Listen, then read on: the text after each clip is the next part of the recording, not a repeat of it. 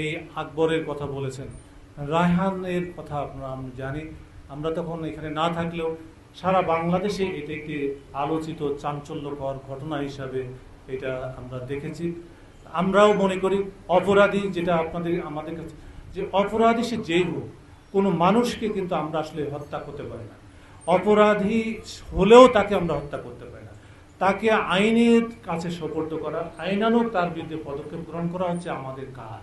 তো সেই ক্ষেত্রে কেউ যদি বিচ্যুতি করে থাকেন, তার পেশাদারিত্ব থেকে বাইরে যে সে তার ব্যক্তিগত, সে যে কারণেই করুক, সেটা উদ্দেশ্যমূলক স্বার্থের জন্য করুক, অথবা তার যে ট্রেনিং প্রাপ্ত একজন মানুষ হিসাবে যেটা করা উচিত ছিল সেটা না করে তার যে বাড়াবাড়ির কারণে, সেই জন্য কিন্তু তাকে পুলিশ বিভাগ ছাড় দেয় না।